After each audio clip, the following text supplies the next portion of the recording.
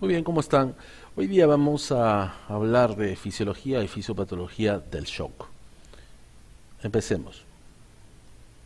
Muy bien, antes de hablar de shock, vamos a primero definir perfusión. Si bien es un término que ya ustedes deberían dominar, vamos a recordar su significancia. Cuando hablamos de perfusión, hablamos del flujo sanguíneo que llega a los capilares y que permite la entrega de oxígeno y de los nutrientes.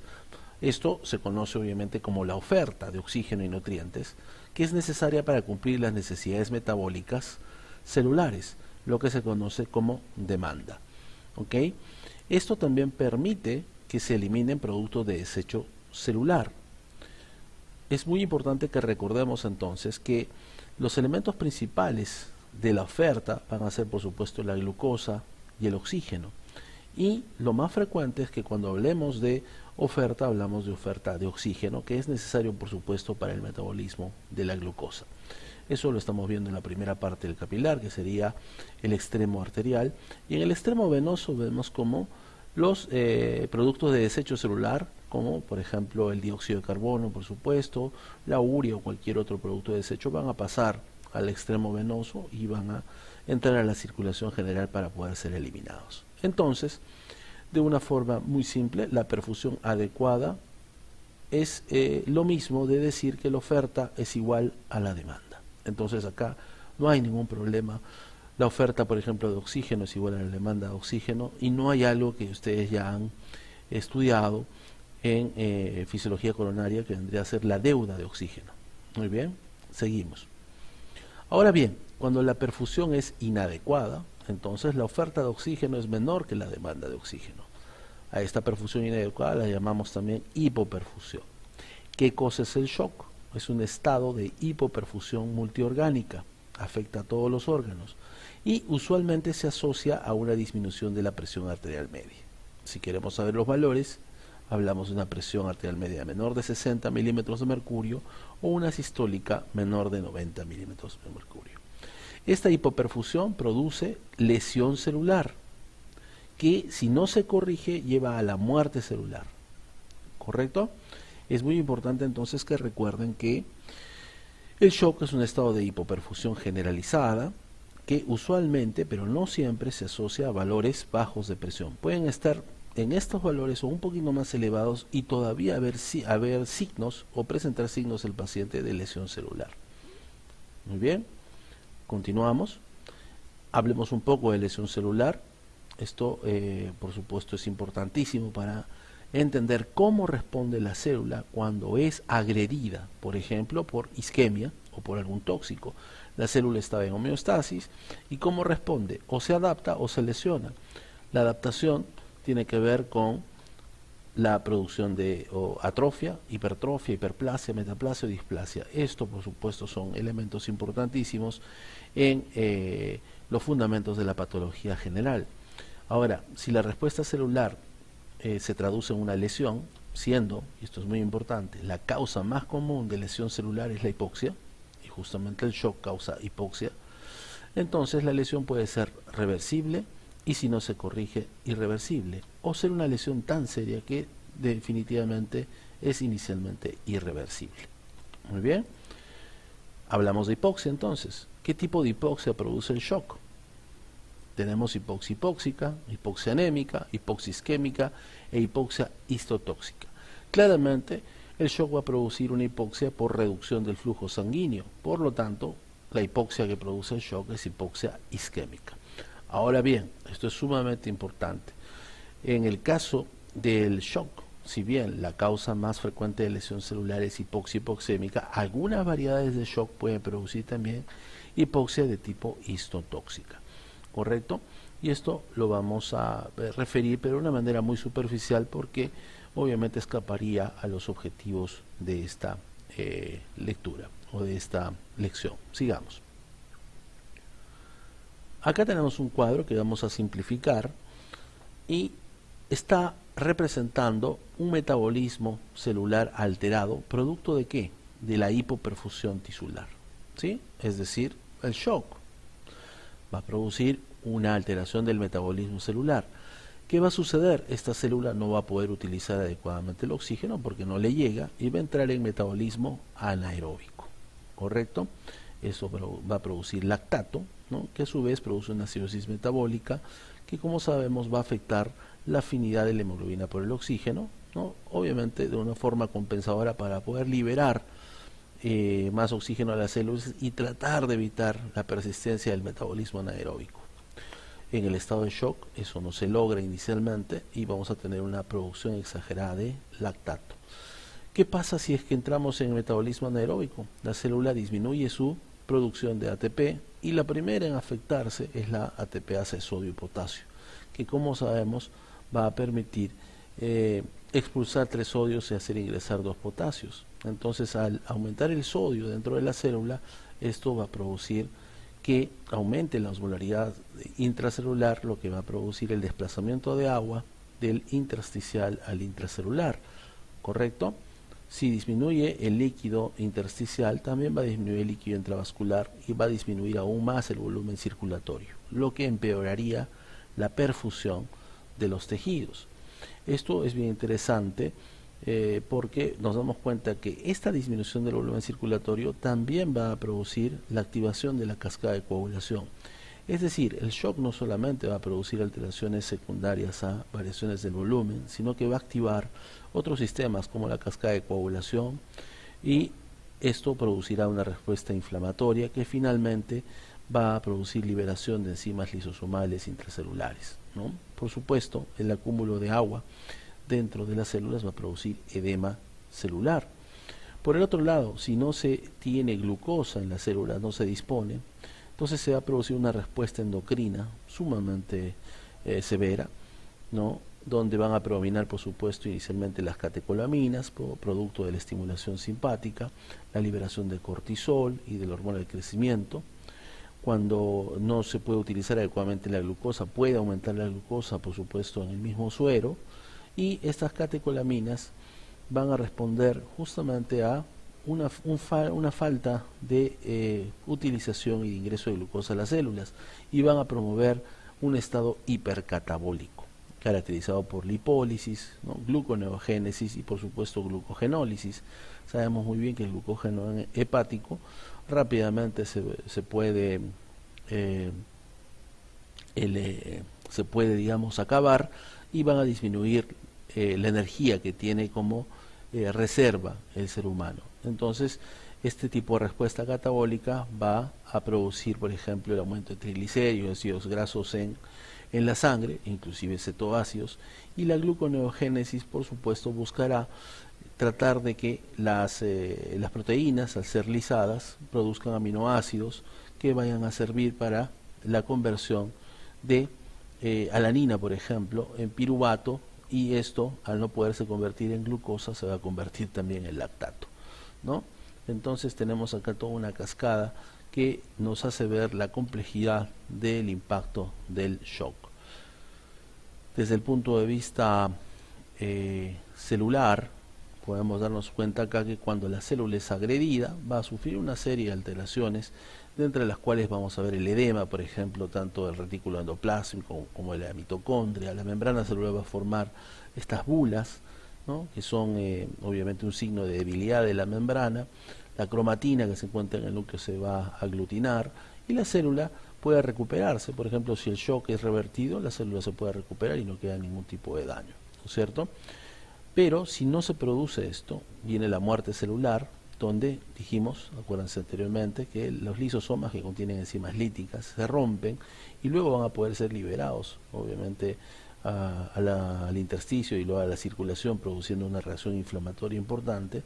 Se producen otras alteraciones como fibras de mielina, edema en las mitocondrias, condensación del núcleo, eso se llama pignosis, ¿no? Y finalmente la muerte de la célula, que se denomina necrosis, ¿no? Acá ya observamos la fragmentación de la membrana celular y también del núcleo. Recuerden ustedes, en el infarto o miocardio, los cambios asociados a la necrosis implican la pérdida del núcleo. Continuamos. Ok, entonces dijimos que la lesión celular producida por el shock tiene que ver con hipoxia de tipo isquémico, es decir, la entrega de oxígeno está alterado. Recordemos el término, entrega de oxígeno DO2, es decir, delivery de oxígeno. ¿De quién depende? El aporte de oxígeno o el DO2 depende del contenido arterial de oxígeno y del gasto cardíaco, ¿correcto? A su vez el contenido arterial de oxígeno depende de la concentración de la hemoglobina, la saturación de la misma y la presión parcial de oxígeno. Por supuesto, la concentración de hemoglobina es el determinante principal del contenido arterial de oxígeno, ¿no? Con una saturación adecuada, por supuesto. El gasto cardíaco ya sabemos que se produce o es secundario a un volumen latido adecuado y una frecuencia cardíaca adecuada. Y a su vez el volumen latido depende de la precarga, es decir, el retorno venoso, la capacidad de contracción del corazón, la contractilidad y también la poscarga. Estos dos elementos van a favorecer o van a aumentar el volumen latido. La precarga y la contractilidad, y la poscarga va a disminuir el volumen latido, porque se opone a la salida de la sangre del ventrículo a la aorta en el caso del circuito sistémico. Muy bien, acá tenemos el detalle, ustedes ya conocen eso, por favor revísenlo. Y también revisaremos, para poder entender mejor el concepto de shock, la respuesta a la disminución de la presión arterial media, porque sabemos que el shock se asocia muchas veces a presiones arteriales medias disminuidas. ¿Se acuerdan cuál era el valor? 60 milímetros de mercurio. Muy bien, cuando esto sucede, vamos a tener inmediatamente una respuesta del reflejo vasoreceptor, ¿sí? Se va obviamente a estimular al seno carotidio y finalmente, por las vías que ustedes ya conocen, van a producir un aumento de la actividad simpática, ¿correcto? Ya sabemos que esta actividad simpática va a producir efectos a niveles de sus receptores beta 1. Acá no está descrito, pero sabemos muy bien que son todos los efectos trópicos: inotrópico positivo, cronotrópico positivo, dromotrópico positivo, lusotrópico positivo y batmotrópico positivo. Muy bien, todo esto ¿para qué? Para poder mejorar el gasto cardíaco y por supuesto la presión arterial. Muy bien. Ahora bien, esta es la respuesta más rápida. La respuesta más lenta tiene que ver ¿con qué? Con la activación del sistema renina-angiotensina-aldosterona. Se produce de la siguiente manera. Cuando disminuye la presión arterial media, va a haber hipoperfusión renal, disminuye la presión en la arteriola aferente, y este es un estímulo para que se libere renina por las células yuxtaglomerulares en la arteriola aferente. Miren ustedes qué interesante, la actividad simpática, ¿de acuerdo? Es decir, la norepinefrina esencialmente, que va a llegar por un nervio a la arteriola aferente, va a estimular receptores beta 1 en estas células yuxtaglomerulares para que también liberen renina, ¿sí? Entonces hay una relación directa, no solamente de tipo rápido o de una acción rápida por el reflejo vasoreceptor, sino también que va a favorecer este mismo reflejo la liberación de renina. Otro mecanismo que ustedes deben recordar es que cuando baja la presión arterial media, baja también la filtración a nivel del glomérulo, es decir, menos volumen de plasma es filtrado a través de los glomérulos, disminuye la concentración de cloruro de sodio en la mácula densa, y este estímulo también hace que estas células yuxtaglomerulares liberen renina. Como sabemos bien, la renina va a producir la conversión del angiotensinógeno, que es sintetizado predominantemente en el hígado, en angiotensina 1, que es inactiva, y esta angiotensina 1 va a ser transformada en angiotensina 2 predominantemente en el endotelio pulmonar, y es esta la que va a producir los siguientes efectos. Primero, una vasoconstricción, receptores SATA1, que por supuesto aumentarán la resistencia periférica total, lo mismo que hace por supuesto la actividad simpática, ¿no es cierto?, al producir vasoconstricción de las arteriolas. Tendremos también que va a favorecer la liberación o estimular la liberación de ADH. Sabemos que la hormona antidiurética se sintetiza en el hipotálamo, en los núcleos supraóptico y paraventricular, y es liberada en la neurohipófisis. Se va a dirigir al riñón, específicamente al conducto colector, para reabsorber agua pura, solamente agua, sin electrolitos. Esto aumentará por supuesto el retorno venoso o la precarga, ¿no?, que a su vez aumentará el volumen sistólico. Muy bien, la angiotensina también estimula la sed. Eso favorecerá la ingesta de líquido y el aumento también de retorno venoso o precarga. Y directamente la angiotensina también produce en el riñón en el conducto proximal, en el túbulo proximal, perdón, el intercambio de sodio y de protones. Va a reabsorber sodio y al sodio le va a seguir, por supuesto, el agua. ¿Correcto? Finalmente, y esto es lo que cierra al sistema, ¿no? Se libera, como dijimos, renina, angiotensina, aldosterona. Va a inducir la síntesis y liberación de aldosterona en la corteza adrenal, ¿sí? Y la aldosterona va a actuar a nivel del túbulo distal y el conducto colector para aumentar la reabsorción de agua y de sodio. Como se darán cuenta, tanto la aldosterona como los efectos de la angiotensina en el túbulo proximal, como el aumento de la sed, la liberación de ADH por estímulo de angiotensina 2, van a finalmente aumentar el retorno venoso o la precarga, que como sabemos aumentará el volumen sistólico. Ya sabemos que por el mecanismo de Frank-Starling, ¿qué va a pasar? Si aumenta el volumen sistólico, aumenta también el gasto cardíaco. ¿Correcto?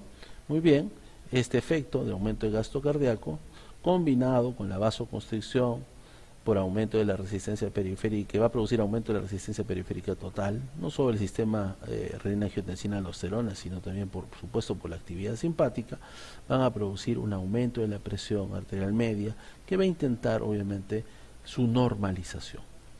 Muy bien, continuamos. Ahora, acá tenemos signos frecuentes clínicos en un paciente que está en shock. Tenemos, por supuesto, la hipotensión, ya dijimos cuál era, el valor que se considera, pero recuerden que una persona puede estar con una presión de 60 o un poco más y también tener signos de shock. Este paciente podría estar también taquicárdico o ligúrico porque hay vasoconstricción de las arteriolas aferentes, menor perfusión cerebral que alterará su conciencia, las extremidades estarán frías y moteadas, esto obviamente por vasoconstricción de los vasos cutáneos, y acá hay una excepción que veremos más adelante. En el shock distributivo, al haber vasodilatación y no vasoconstricción, las extremidades no están frías, ¿no? Están tibias o a veces calientes inclusive. Muy bien, la acidosis metabólica, ¿no? Es algo que por supuesto se relaciona principalmente con la producción de lactato, como lo vimos anteriormente. Muy bien, hemos llegado entonces a la descripción de los tipos de shock. El más conocido por nosotros, por supuesto, es el shock hipovolémico. Lo hemos visto desde las primeras clases, ¿no? El mecanismo principal es la disminución de la precarga, que disminuirá el llenado diastólico y a su vez el gasto cardíaco, ¿sí? Aquí en paréntesis vemos la respuesta compensadora, que será un aumento de la resistencia periférica total, tratando por supuesto de compensar la presión arterial, que va a disminuir. La presión arterial media es la que va a finalmente inducir el shock o ese estado de hipoperfusión. Si esto no se corrige, terminará en algo que se denomina síndrome de disfunción multiorgánica, que por supuesto tiene un elevado riesgo de muerte. Describamos también a otro shock, el shock cardiogénico, por ejemplo, producido por un infarto agudo de miocardio, donde una parte del miocardio ya no se contrae adecuadamente. Esto va a afectar no solo la función sistólica, sino también la diastólica, por lo tanto la disminución del gasto cardíaco, de la presión, del shock y, como sabemos también, tal vez la producción de el síndrome de disfunción multiorgánica si es que no se corrige. Muy bien, ya veremos algunos detalles en cuanto al shock cardiogénico. Y tenemos también acá al shock obstructivo extracardíaco. Es muy importante que sepamos lo siguiente. Si bien está relacionado con el corazón, se denomina shock obstructivo a alteraciones como por ejemplo el TEP masivo, ¿de acuerdo? Que lo que va a producir, recuerden ustedes, una tromboembolia pulmonar, un aumento severo de la poscarga del ventrículo derecho, que finalmente va a disminuir, por supuesto, su función, la función sistólica del ventrículo derecho, pero también va a producir la dilatación del ventrículo derecho y este a su vez va a comprimir al ventrículo izquierdo y va a disminuir también el gasto cardíaco producido por el ventrículo izquierdo. Todo esto llevará nuevamente a la disminución del gasto cardíaco y a la cascada que ya hemos referido. Ahora bien, cuando existe una neumotórax de tensión o un taponamiento cardíaco, ¿sí?, también se produce obviamente una alteración de la función cardíaca, no directa sino indirecta, por disminución del llenado diastólico. Esto va a disminuir la función diastólica ventricular, que tiene que ver principalmente con la relajación y el llenado. No se llena adecuadamente el corazón y eso también disminuye el gasto cardíaco y puede seguir la misma secuencia que referimos anteriormente. Finalmente tenemos un shock que es un poco más complejo que los otros, que es el shock distributivo. Hay varios tipos, son 3 tipos en especial. Bueno, el de sepsis es el más conocido. En este tipo de shock, miren ustedes, lo que se presenta principalmente es una disminución de la resistencia periférica total. La respuesta compensadora, por supuesto, va a ser aumentar el gasto cardíaco, ¿no es cierto? Miren la diferencia, acá aumenta el gasto cardíaco y acá disminuye. Al disminuir la resistencia periférica total, la presión arterial media obviamente disminuye. Ya conocemos la relación, ¿sí? Esta relación la deben conocer muy bien, y eso inducirá el shock y también la disfunción multiorgánica. Ahora, dense cuenta también de esto, el shock distributivo también afecta al corazón. Puede haber depresión miocárdica y disminución de su función sistólica y diastólica, lo que también afecta más todavía el gasto cardíaco, ¿sí? Y también puede haber disminución de la precarga, porque este shock justamente se caracteriza porque no solamente hay vasodilatación, sino que también hay un escape, una fuga de plasma fuera de los vasos, lo que disminuye el volumen circulante, por lo tanto la precarga, disminuye el llenado diastólico y disminuye el gasto cardíaco, que por supuesto será sumamente afectado por varios mecanismos. Muy bien, no nos olvidemos también de este detalle. Existe una mala distribución del flujo, predominantemente en el shock distributivo. Va a haber zonas que van a tener menor perfusión que otras. Esto también se produce en la respuesta al shock hipovolémico, ¿correcto? Finalmente esto afectará a ciertos órganos más que a otros y inducirá también la disfunción o inclusive la falla total de estos órganos. Continuemos. Ok, acá tenemos un cuadro que relaciona de forma hemodinámica a los diferentes tipos de shock.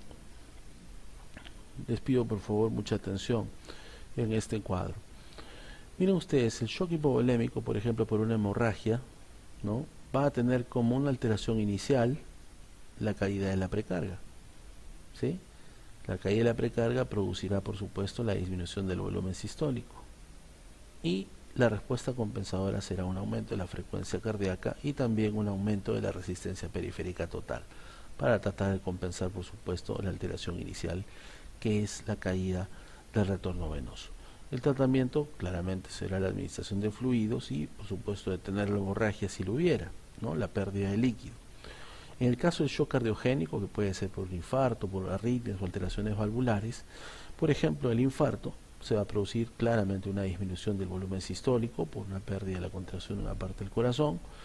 Esto va a hacer que aumenten las presiones, ¿dónde?, en las cavidades cardíacas, y sabemos muy bien que acá hay un índice, que es un índice de precarga, que es la presión venosa central y la presión de cuña pulmonar, ¿no es cierto? Estas presiones nos indican cómo están las presiones en las cavidades cardíacas. Estamos hablando principalmente de la cavidad ventricular izquierda. Entonces, si es que tenemos un infarto que afecta al ventrículo izquierdo, predominantemente se producirá también un aumento, ¿no?, de estas presiones, que se traducirá, por ejemplo, ¿en qué? Se traducirá en ingurgitación yugular, ¿no? Y ya sabemos muy bien que si aumentan también las presiones en las cavidades cardíacas izquierdas, se va a producir edema pulmonar, ¿no? La respuesta compensadora será el aumento de la frecuencia cardíaca y el aumento de la resistencia periférica total. Acá tenemos que hacer una distinción. Si es que se produce el shock, es decir, la caída de la presión o la hipoperfusión producto de una arritmia, digamos una fibrilación auricular o una taquicardia supraventricular, el aumento de la frecuencia cardíaca es lo que va a disminuir el volumen sistólico, ¿sí? Si aumenta la frecuencia cardíaca hay menos tiempo para el llenado. Al haber menos tiempo para el llenado, disminuye el volumen sistólico, ¿correcto? Las respuestas serán similares, aumentarán las presiones en las cavidades en las cavidades cardíacas, ¿no? Si es la izquierda, tendremos insuficiencia cardíaca, signos de insuficiencia cardíaca izquierda; si es derecha, derecha, ¿no? Y también, por supuesto, aumentará la resistencia periférica total, para tratar de aumentar la presión. El manejo acá implica el uso de drogas inotrópicas o vasopresoras para aumentar la contractilidad o aumentar la resistencia periférica total, balón de contrapulsación aórtica, que no explicaremos porque está más allá de los límites de esta presentación, Por supuesto, la revascularización, que vendría a ser la utilización de un stent, la famosa angioplastía, ¿no? Antiarrítmico, si es que se trata de un shock inducido por arritmias, y también la cardioversión eléctrica, también el mismo caso, si es que una arritmia ha producido este tipo de shock. Continuemos. En el caso del shock obstructivo, dijimos que hay tenemos varios tipos. El taponamiento cardíaco y el neumotórax de tensión son los más conocidos, ¿sí? Y miren ustedes, la alteración inicial va a ser la caída del volumen sistólico. Acuérdense que al aumentar las presiones dentro del corazón disminuye el llenado y eso va a afectar el volumen sistólico. Baja el gasto cardíaco, por supuesto, y va a tratar de haber un aumento en la frecuencia cardíaca compensadora y la resistencia periférica total. Por supuesto, estos pacientes también tendrán signos de sobrecarga en las cavidades, entonces elevaciones de la presión venosa central, la capilar pulmonar, ¿no es cierto? El tratamiento es específico. Por ejemplo, si hay líquido en el pericardio, será una pericardiocentesis, y si hay aire a nivel pulmonar que está provocando este taponamiento en la neumotórax de tensión, será un drenaje torácico. Muy bien, entonces démonos cuenta que acá tenemos tres tipos de shock que tienen, por ejemplo, como alteración inicial el cardiogénico y el obstructivo, la disminución del volumen sistólico, a diferencia del hipovolémico, que es la caída de la precarga. Vamos con el distributivo. Dijimos que había tres variedades principales: el séptico, el neurogénico y el anafiláctico. En el caso del shock séptico, la alteración principal va a ser la siguiente: una caída de la poscarga por pérdida o disminución de la resistencia periférica total. Se produce una vasodilatación generalizada, ¿de acuerdo? Y eso a su vez, por supuesto, va a disminuir la presión arterial media, ¿correcto? La respuesta compensadora será tratar de aumentar el volumen sistólico y la frecuencia cardíaca, es decir, aumentar el gasto cardíaco. ¿Y qué pasará? Nos damos cuenta que al haber, por supuesto, dilatación tanto arterial como venosa y también extravasación del plasma del vaso al intersticio, disminuye la precarga, ¿correcto?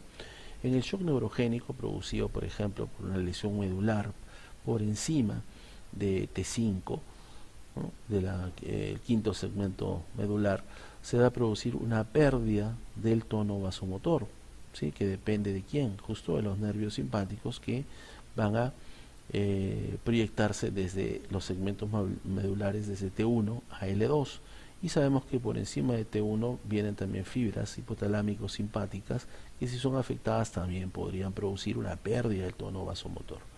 ¿Qué va a suceder acá? Recordemos que estas fibras simpáticas también van a estimular al corazón y van a mantener la frecuencia cardíaca. Al también haber perdido la estimulación simpática del corazón, la frecuencia cardíaca también disminuye y, por supuesto, también disminuye el volumen sistólico, ¿de acuerdo? Entonces tenemos acá una alteración mucho más seria. Por supuesto, al haber una pérdida del tono vasomotor, ¿no es cierto?, vamos a tener también una disminución de la precarga. En el shock anafiláctico, ¿no?, que se produce principalmente por liberación de histamina en respuesta a algún tipo de estímulo alérgico, se va a producir también lo mismo, una pérdida de la resistencia o disminución de la resistencia periférica total. La respuesta va a ser el aumento del volumen sistólico y la frecuencia cardíaca para compensar, y el efecto colateral va a ser la disminución de la precarga. Veamos entonces que se parecen mucho los tres, pero la diferencia la marca el neurogénico. El neurogénico no puede aumentar su volumen sistólico ni su frecuencia cardíaca. ¿Esto es por qué? Porque ha perdido también la inervación simpática. Muy bien, el tratamiento es variado. Por supuesto, en el séptico, que se asocia a infecciones, van a ser antibióticos, fluidos y vasopresores. En el neurogénico, esencialmente fluidos y vasopresores.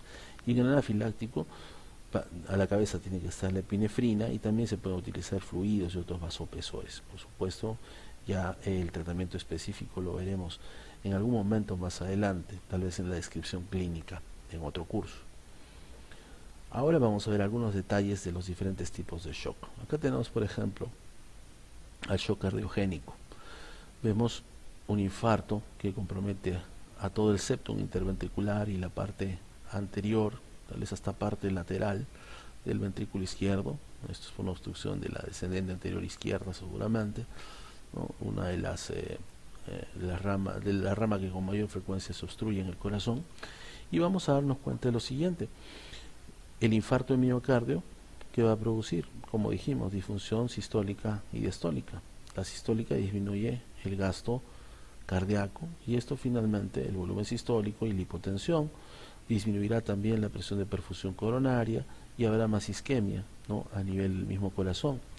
Si se altera la función diastólica, aumentan las presiones en el ventrículo izquierdo y se va a producir lo que dijimos, congestión pulmonar. Acuérdense ustedes que si es el ventrículo izquierdo, habrá aumento de las presiones en la aurícula izquierda, venas pulmonares, capilares y edema intersticial primero y después alveolar, lo que producirá edema pulmonar. Esto a su vez producirá más hipoxemia que se sumará al daño que ya está produciendo la isquemia por hipoperfusión, ¿no? Esto va a empeorar aún más la función del ventrículo izquierdo y podría producir, por supuesto, la muerte. Es importante recordar acá que la mayoría de pacientes que tienen un infarto mueren esencialmente por arritmias cardíacas secundarias a esta zona necrótica más que por el shock. Muy bien.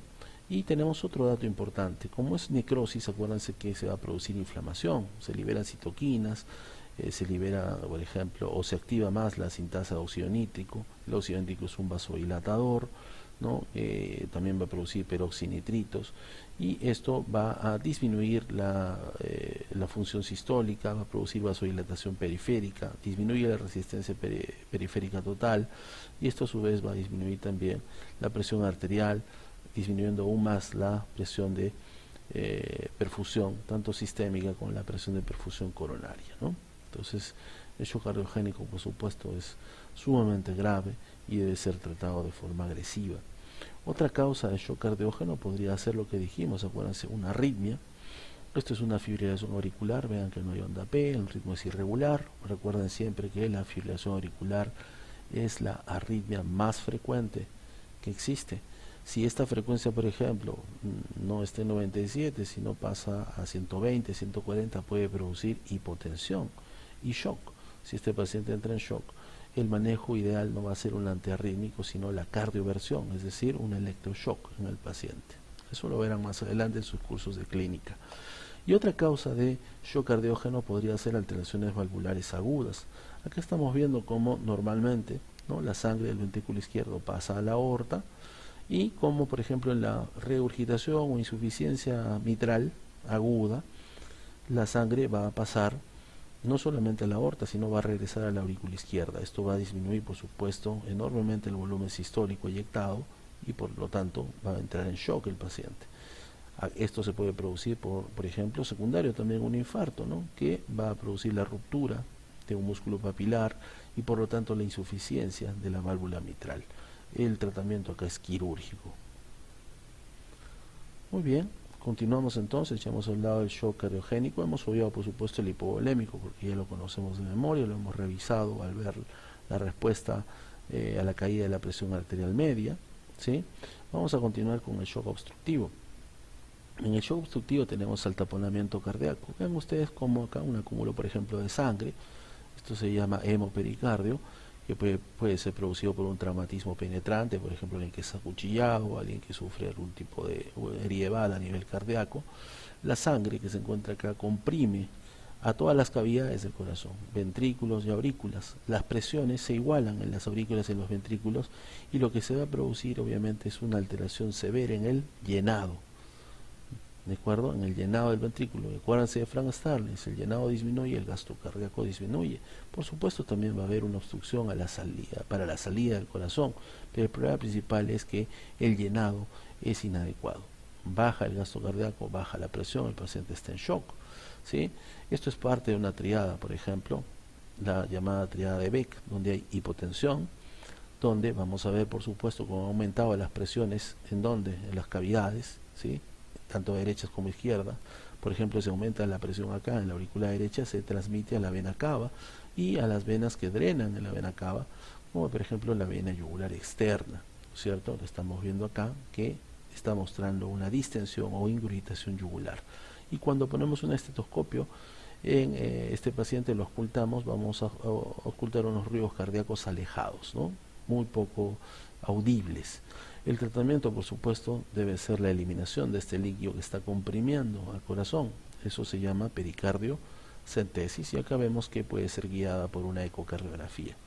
Acá vemos claramente cómo está el ventrículo derecho, todo esto negro que acá es líquido pericárdico y acá estamos viendo a la aguja ingresando, ¿no?, para poder drenar.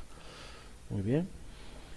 Otro caso de shock obstructivo es el neumotórax a tensión, ¿no?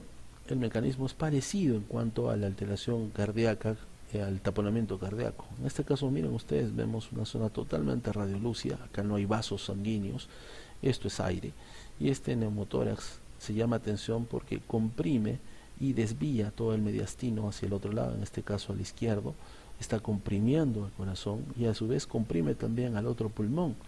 ¿Qué va a suceder? Las presiones también dentro del corazón se van a igualar y vamos a tener signos muy parecidos al taponamiento cardíaco, ¿no es cierto? En cuanto, por ejemplo, a la hipotensión, en cuanto a la irritación yugular, por supuesto no a los hallazgos cardíacos, pero vamos a sospechar de esto si es que ocultamos al paciente y el movimiento vesicular está ausente, cuando percutimos es timpánico y por supuesto una radiografía nos muestra evidentemente que hay un acúmulo de aire que está comprimiendo al corazón. El tratamiento también implica un procedimiento invasivo.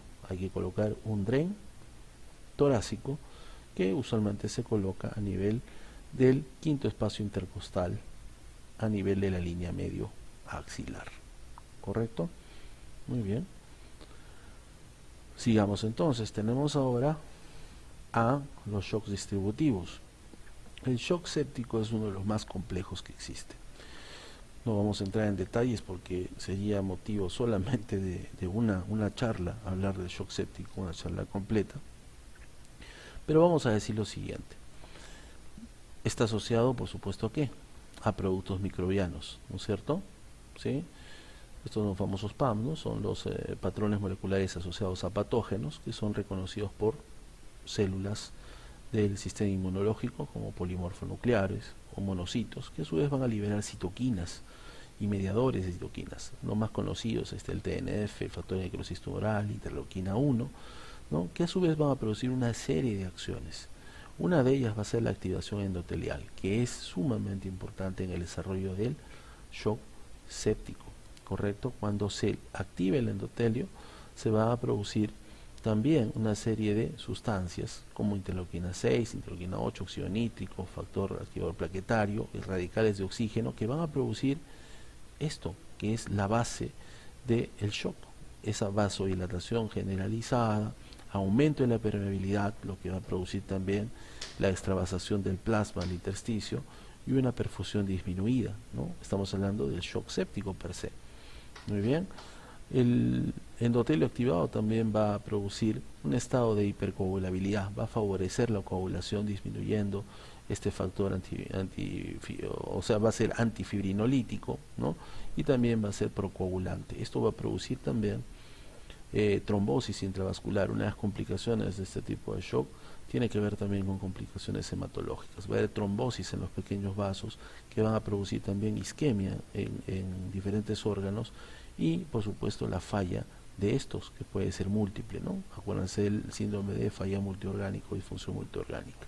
Uno de estos podría afectar la misma la misma médula adrenal o la glándula adrenal y disminuir la producción inclusive de ¿qué? De aldosterona, ¿no?, que como sabemos es necesaria para recuperar el volumen y mantener la presión arterial. Muy bien. También estas citoquinas liberadas por los neutrófilos y monocitos van a producir, por supuesto, otro tipo de interleuquinas que podrían llevar inclusive a la persona a un estado de inmunosupresión. Y por supuesto vamos a ver signos que no vemos en los otros tipos de shock, como van a ser signos sistémicos de la infección, fiebre e inclusive la disminución de la contractilidad miocárdica por efecto directo de estas citoquinas. Muy bien, todo esto va a llevar, como dijimos, a la falla multiorgánica. No se olviden entonces, el shock séptico implica una serie de mecanismos. Vamos a centrarnos en el que estamos viendo acá, el daño directo de estos patrones moleculares asociados a patógenos en el endotelio y su activación y la producción de vasodilatación y por supuesto también la activación de neutrófilos y monocitos y el efecto de las citoquinas también sobre los vasos, ¿sí? Muy bien. Para nombrarlo también, no olvidarnos porque está aquí en el gráfico, miren ustedes cómo los PAMs también activan al complemento, ¿no? Y esto a su vez también activa el endotelio. Y la cascada de coagulación a través del factor 12 también va a favorecer un estado de hipercoagulabilidad, que como sabemos podría conducir a la trombosis. Continuemos. El shock séptico entonces viene a producir una combinación de efectos, ¿no? Podría ser una combinación, por supuesto, de distributivo, porque hay vasodilatación, va a haber hipotensión, va a haber hipoperfusión en órganos como por ejemplo el tracto gastrointestinal para tratar de esa sangre poderla llevar a otros órganos, va a haber entonces una distribución anormal del flujo sanguíneo, va a haber vasodilatación como dijimos, pueden producirse trombosis microvasculares y también la extravasación del plasma del vaso al intersticio, e inclusive, como dijimos en algún momento, la hipoxia no va a ser solamente por isquemia, sino que también las sustancias que producen o las citoquinas que que se producen durante el shock séptico pueden hacer que la mitocondria sea incapaz de utilizar ¿qué cosa? Al oxígeno, ¿de acuerdo? Entonces otro tipo de hipoxia que no es solamente isquémica. Es hipovolémico también el problema, ¿por qué? Porque el plasma se sale de los vasos, ¿sí? Va a haber edema también en estos pacientes y eso va a disminuir el retorno venoso. E inclusive, como vimos también, estas sustancias, citoquinas, interleuquinas, pueden producir directamente la depresión de la función miocárdica, ¿no? Y comportarse también como un shock cardiogénico. Ya vemos entonces la complejidad de este tipo de shock. El shock distributivo se asocia a infecciones. Las más frecuentes son una neumonía, por ejemplo, que vemos acá, ¿sí? Una infección urinaria, es piuria, es pus en la orina, infecciones dérmicas, una celulitis, ¿no? Acá porque no se olviden que los pacientes que usualmente se complican con infecciones en la etapa adulta son diabéticos, es sumamente frecuentes las infecciones en esta población. Acá vemos también una infección de tipo gastrointestinal, ¿no? Estamos viendo peritonitis, ¿no? Es un apéndice necrosado que termina en peritonitis. Entonces, estas infecciones pueden asociarse a shock séptico. Muy bien, continuamos con el shock distributivo de tipo neurogénico. Como dijimos, acá se produce esencialmente una lesión, el más frecuente es una lesión anatómica, ¿no? Por encima de T5, T6, vamos a ponerlo T6 de acuerdo a lo que dice la diapositiva. ¿Qué va a suceder? Que por encima de T6, entre T1 y L2 vamos a tener neuronas de tipo simpático que tienen que ver ¿qué cosa? Con la inervación de los vasos. Acá lo que se produce es una pérdida del tono vasomotor y también una disminución en la actividad simpática en el corazón, lo que va a producir bradicardia e hipotensión, ¿no? Bradicardia y hipotensión, que es algo que, como dijimos, es paradójico, por decirlo así, porque normalmente cuando hay una caída de la presión aumenta la frecuencia cardíaca para compensar, pero en este caso no se va a producir, ¿no? Estos pacientes van a necesitar de todas maneras vasopresores, ¿no? Hay una compresión y una lesión medular a ese nivel. Esto también puede ser producido, por ejemplo, por la administración de anestesia. A veces la anestesia se coloca a nivel epidural, migra a estas zonas y va a producir la pérdida de la función de las raíces simpáticas que van a producir la liberación de norepinefrina en vasos y también en el corazón. ¿Correcto? Esto también, por supuesto, puede ser producido por anestésicos generales que van a alterar la actividad simpática ya a nivel del sistema nervioso central, especialmente el hipotálamo. Pero no se olviden, cuando hablamos de shock neurogénico, hablamos de un tipo de shock muy particular, en el que lo que se afecta es la pérdida del tono vasomotor, la vasodilatación, disminución de la resistencia periférica total y la incapacidad de compensar, ¿no es cierto?, con un aumento de la frecuencia cardíaca. ¿Por qué? Porque la inervación simpática también se pierde a nivel del corazón y por lo tanto disminuye el volumen sistólico y la frecuencia cardíaca, ¿no? Esto hace más serio todavía esta condición. Muy bien, finalmente vamos a terminar con el shock distributivo de tipo, acá me he equivocado, no es neurogénico, ya es el anafiláctico, por si acaso, ¿ya? Y de una manera general podemos claramente referirlo como lo siguiente: el contacto, por ejemplo, de este niño con algún tipo de alergeno, ¿no? Que podría ser un alimento, podría ser la picadura de una abeja, va a producir la liberación de los mastocitos de una serie de sustancias, la más conocida, la histamina, correcto, que a su vez va a tener efectos importantes a nivel de los vasos. Va a haber vasodilatación, va a haber también aumento de la permeabilidad endotelial con fuga de líquido fuera de los vasos. Esto va a llevar a ¿qué? A la hipotensión.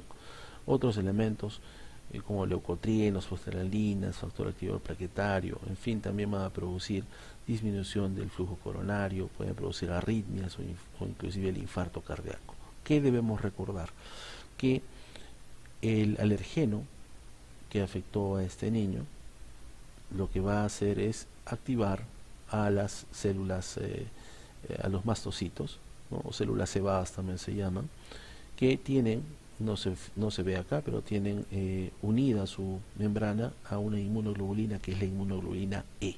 Entonces va a haber una interacción alergeno, inmunoglobulina E, y activación de los mastocitos, liberación de sustancias como por ejemplo la histamina, que van a producir una caída de la resistencia periférica total, un aumento de la permeabilidad y por supuesto la hipovolemia y el shock.